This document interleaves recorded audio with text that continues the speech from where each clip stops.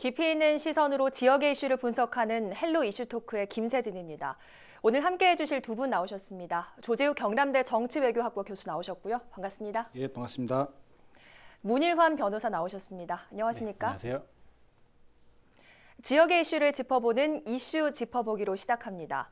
지난 2015년 중국 텐진안 물류창고 폭발 사고를 계기로 부산항의 유해 화학물질 저장소 문제가 불거졌죠.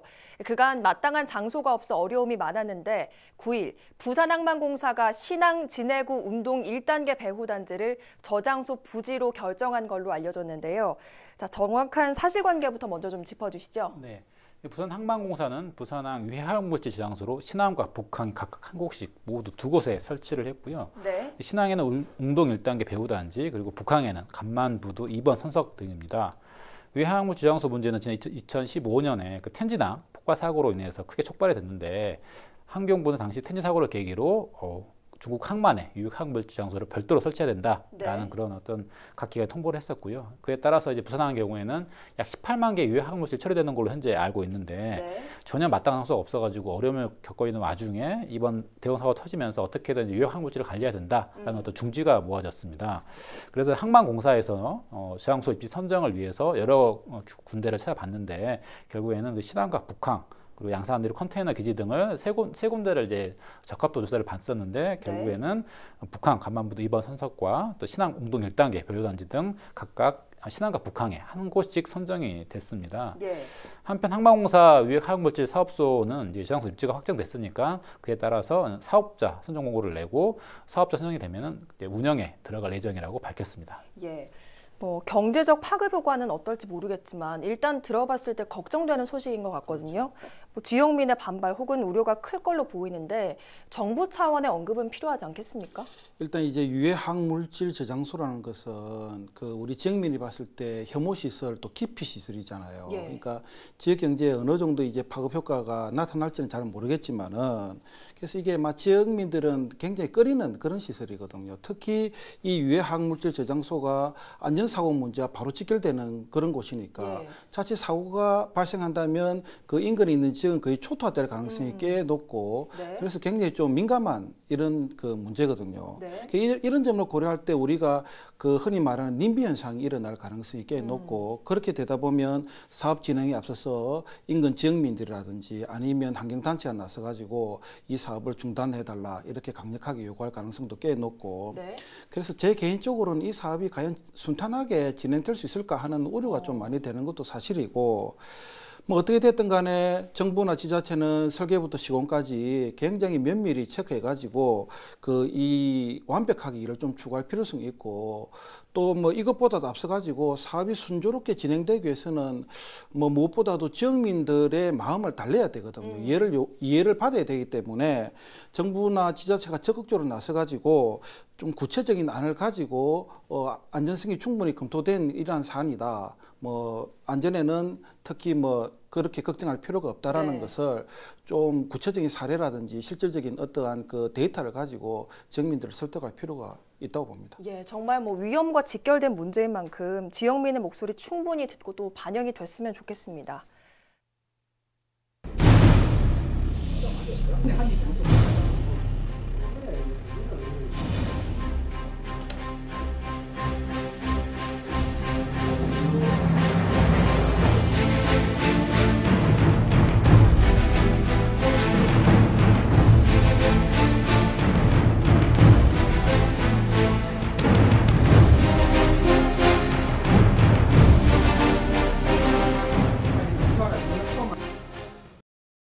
지금부터 본 주제로 들어가 보겠습니다. 창원 지역 노선버스 노조가 5월 15일 0시를 기해 파업을 예고했습니다. 매년 반복되는 대중교통 파업에 시민들은 불만을 토로하고 있지만 이들이 이렇게 나선 이유도 들어봐야 한다는 목소리도 있는데요. 오늘 헬로 이슈토크에서는 첫 전국 단위 버스 파업을 앞두고 알아야 할 내용과 해결 방안을 중립적 입장에서 짚어보겠습니다. 자, 일단 파업이 수요일 자정부터 예고가 되는데 도내에서는 창원도 좀 파업에 참여를 하죠. 네, 그렇습니다. 현재 지난 12일 한국노총, 자동차, 노련 등에 따르면은 그 서울, 경기, 전국 광역시 10곳의 버스 노조가 15일 전국 동시 총파업을 한다라고 결정을 했습니다. 예. 자동차, 노련, 서울, 경기 등 지역본부 9곳의 버스 노조는 지난 7일부터 9일까지 찬반 투표를 해가지고 96%의 찬성률로 파업 가결을 했었고요. 예. 상당한 높은 찬성률을 보였습니다. 또 파업 참여 지자체는 계속 또 늘어날 예정이고요. 경남 창원도 마찬가지로 파업 행위를 참여해가지고 전체 조합원의 90% 이상의 찬성표를 던져가지고 또 네. 파업이 가결된 상황입니다. 네. 이 같은 전국 규모 파업은 사실 사상 처음인 거거든요. 네. 1990년대 이제 서울, 부산, 대구 등 5개 대도시에서 버스 노조가 파업을 예고를 하긴 했었는데 그때 당시에는 버스 중고용제가 이루어지지 않은 상황이었기 때문에 단순한 임금 협상 같은 그런 이유 때문에 했었는데 다만 이제 잘 해결이 돼가지고 실제 파업까지는 이루어지지 않았거든요. 예. 다만 이제 각 지자체나 각 버스 업체별로 부분별 파업이라든지 그런 건 일어났지만은 전국적인 대단히 그 파업은 사실상 이번이 처음이 아닌가라고 해서 더 많은 우려가 현재 있는 상황입니다. 네, 말씀처럼 지금까지는 막판에 노사가 합의를 하면서 이렇게 실질적인 파업까지는 이루어지지 않았는데 이번에 알려진 바로 따르면 좀 정말 대규모인 것 같아요. 이렇게 일이 커진 이유는 뭡니까? 근데 이제 전국 단위로 이제 파업 참여하는 업체 수가 꽤 많이 늘어나고 있는데 제일 큰 건 이제 임금 문제가 제일 큽니다. 예. 실제적으로 왜 이런 일이 벌어지냐면 그 노조 입장은 정부가 이제 조금 있으면 주 52시간 근무제를 실시하잖아요. 네. 이 주 52시간 근무제 때문에 버스 기사님들의 실질적 임금이 내려갈 수밖에 없다, 줄어들 수밖에 없다 이렇게 강력하게 지금 호소를 하고 있는데.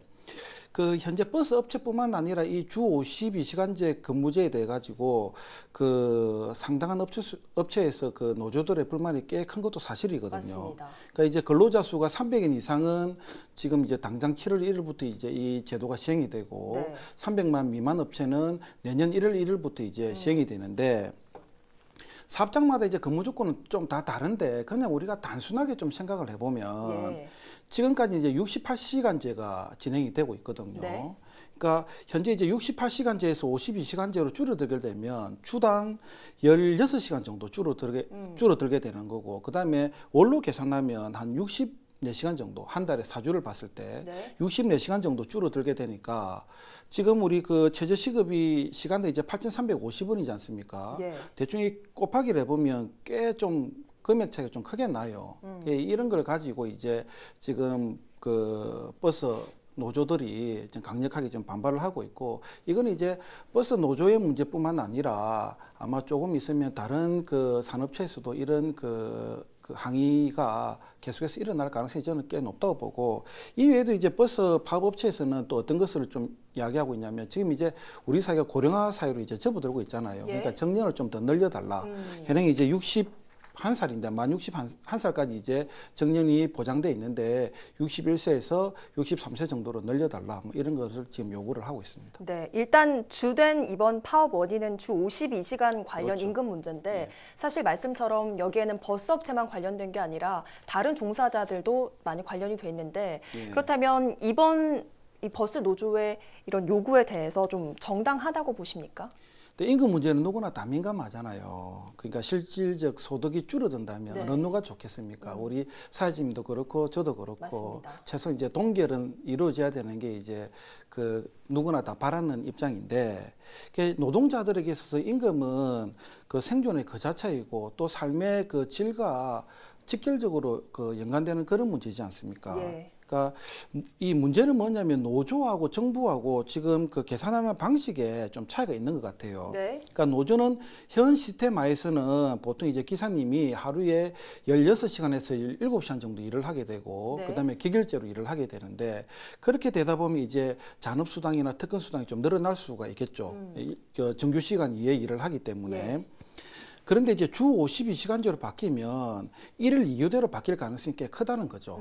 그래서 실질적으로 잔업이나 특근수당이 줄어들 가능성이 높기 때문에 임금의 실질적 감소가 이루어진다 이렇게 주장을 하고 있고 네. 그러나 정부는 또 어떻게 이야기하고 있냐면 이번에 파업에 참여한 버스 업체를 보면 대부분 다 준공용제를 실시하고 있는 업체들이고 예. 그다음에 지금 시내버스 같은 경우 1일 2교대를 실시하고 있는 업체가 상당수다 대다수다 이렇게 보고 있어요. 그래서 주 52시간 22시간제에 따른 손실은 없다고 보고 있는 게 이제 이 정부 입장입니다. 그래서 이 노조와 정부 간에 있던 그 입장 차이가 좀 그 극명하게 지금 드러나고 있는데, 근데 제 개인적으로는 정말로 주 52시간제 도입에 따라 가지고 실질적으로 임금이 줄어든다면 뭐 그들이 이제 주장하는 게 언론에 보면 작게는 50에서 많게는 7, 80 정도 줄어든다 하거든요. 예. 그러니까 만일에 그렇게 된다면 저는 파업이 이제 당연한 그 뭐 노동자의 권리라고 이렇게 보고 있는 부분이고, 네. 그런데 이제 문제점 또 뭐냐면 버스는 공공성을 띠고 있거든요. 예, 그래서 파업에 따라 가지고 제일 피해를 많이 보는 사람은 또 우리 시민들이고 맞습니다. 도민들이잖아요. 그런 측면에서 지금 이제 노조나 사측 또 중앙정부, 지방정부 모두 좀 딜레마를 안고 있는 것 같습니다. 예, 정말 뭐 버스 파업의 경우에는 여러 입장을 이해하지 않을 수가 없는데 교수님 말씀처럼 이번에 파업에 참여하는 노조가 준공영제가 시행되고 있는 곳이기 때문에 어쩌면 또 지자체와 정부를 향한 비판일 수도 있겠다는 생각이 드는데 어떠십니까? 그렇습니다. 뭐 이번 사태에 대해서 또 정부는 정부대로, 지방 정부는 지방 정부대로 각각 또 다른 입장을 예. 보이고 있어요. 그러니까 중앙 정부 같은 경우는 국토교통부는 중부처죠. 한 경우에는 이제 지방 정부에 요금을 인상하라라고 주문하고 네. 있습니다. 그러니까 현재 시내버스 요금이 좀 낮으니까 올리면 그만큼 재원이 확보되니까 대체 인력도 뽑을 수 있고, 또 이제 그만한 손실 보는 임금도 올려줄 수 있다. 막 그런 취지입니다. 그래서 예. 현재 그 주 52시간으로 다음 달까지 버스 업체들이 3,800명을 더 채용해야 되는데 네. 약 3,000억 원 예산이 필요하다. 그러기 위해서는 버스 요금을 200원 정도 올리면은 해결이 된다라는 어떤 주장입니다.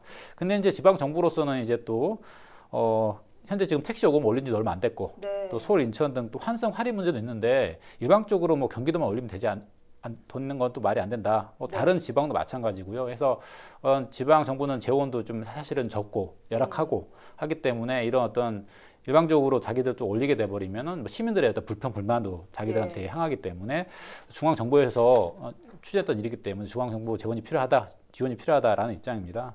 버스 노조 측 입장에서도 이제 그동안 정부가 주 52시간 시행한다면서 여러 가지 안을 제시했는데 그동안 뭐 했느냐 하는 거죠, 사실은. 예. 뭐 그동안 여러 가지 안건이 빨리빨리 정리가 안 된 상황이기 때문에 이런 사태가 터졌다. 그래서 결국에는 정부가 책임을 져야 된다. 이런 취지인데요. 결국에는 뭐 어찌됐든 간에 이번 사태를 해결하기 위해서는 결국에는 돈 문제입니다. 돈이 많으면 당연히 뭐 대치력도 하고 또 임금도 올릴 수 있겠죠. 하지만 이제 재원이 없으니까 다 핑퐁 게임 하고 있는 거죠. 네가 책임져라, 네가 책임져라 하기 때문에 결국에는 모든 그 불편은 우리 시민들이 떠안을 수밖에 없다는 참 이런 결론에 도달하게 되는 거죠. 예, 일단 저는 뭐 시민의 한 사람으로서 얘기를 들었을 때 정부의 요금 인상 주문 이거는 좀 너무 안일한 대처가 아닌가 싶은데 그러면 준공영제를 좀 다듬는 방안은 없을까요? 예, 그 준공영제라는 거는 이제 민간 버스 업체가 노선을 운영하게 되면 이 수익금을 지자체 공동 관리하고 혹시나 이제 손실이 생기면 지자체가 보존해주는 그런 구조입니다.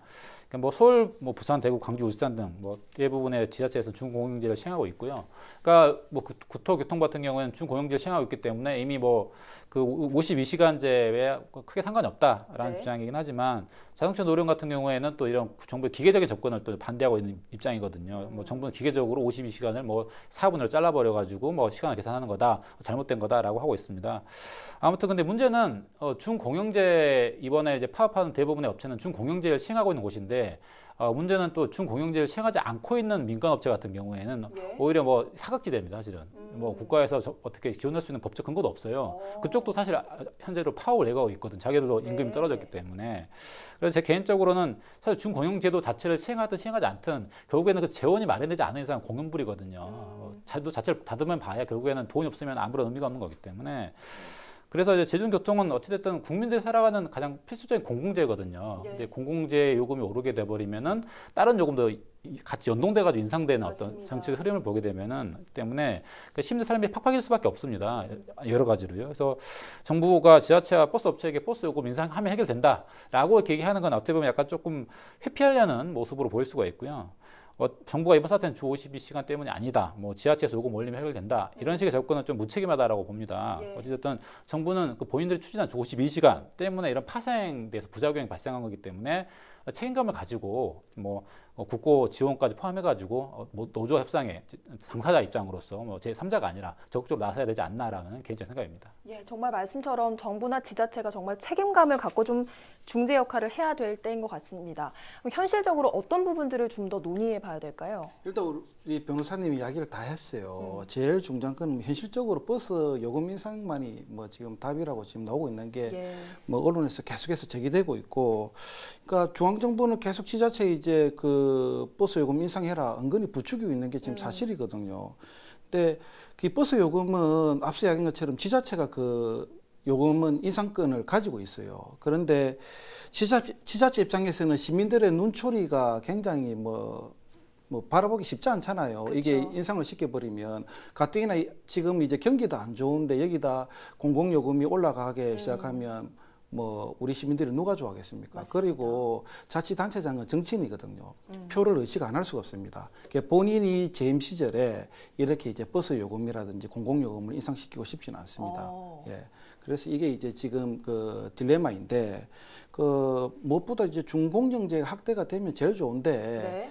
그 이것 또한 뭡니까? 제일 중요한 게 재원 문제거든요. 재원이 뒷받침되지 않으면 아무리 좋은 안이 있어도 이 중공영제라는 안이 있어도 실행이 지금 불가능하고 우리 창원시가 지금 이런 직면에 지금 놓여 있거든요. 예. 창원시 버스가 그 중공영제를 아직 시행하지를 않고 있습니다. 네. 그러니까 허승무 시장이 당선된 이후부터 시내버스 중공영제 도입을 위해서 지금 동분서주하고 있고 위원회도 꾸리고 있고 뭐 이런 것을 지금 계속해서 논의하고 있는데 네. 뭐 지금 쉽지는 않은 상황이고 어떻게 됐든 간에 하루빨리 창원형 중공영제가 도입되는 게 또 이런 불을 좀 끄는 그 하나의 좀 척경이 아닌가 이렇게 보고는 있습니다. 예. 어쨌든 이번 파업이 또 현실화될 것에 대비해서 정부나 지자체 차원에서도 좀 노력을 하고 있죠. 네, 그렇습니다. 그 정부와 여당은 다음 주 국회에서 당정 협의를 열어가지고 이번 52시간 근무제 도입에 따른 여러 가지 총파 문제를 논의할 예정이고요. 그 경남도 같은 경우에는 오는 15일부터 예정된 그 집단 운행 거부와 관련해 가지고 비상 수송 대책을 마련하고 있는 중입니다. 도는 지난 10일 오후 6시 문순옥 경남도 경제불사 주재로 회의를 해가지고 집단 상황 판단 회의를 했었고요. 예. 또 회의에는 여러 그 시군 부단체장이라든지 여러 관련 기관, 유관기관 종사들이 참여를 해가지고 파업에 대한 어떤 대비, 비상수송 대책을 어떻게 할 것인지 많은 논의를 한 걸로 밝혀졌습니다. 그래서 현재 지금 그 대체 교통수단 및 어떤 노선버스 운행 그런 게 되게 중요한 부분인데 혹시나 이제 노조원들이 혹시 이제 대체 버스 수송을 또 방해할 수도 있잖아요. 그러니까 그런 거를 방해를 못하게끔 경찰 인력을 또 이제 항상 대비해놓고 그런 상황이 있습니다. 그래서 사실상 지금 현재는 이제 대체 수송 능력 증강을 위해서 전세 버스를 한 2,956대 좀 가용한 모든 걸 투입한다고는 하는데. 그렇게 좀 대비를 하고 있는 상황입니다. 그래서 여러 가지 또 학교 등교 시간도 조금 조절을 해야 될 필요성도 있는 것 같고요.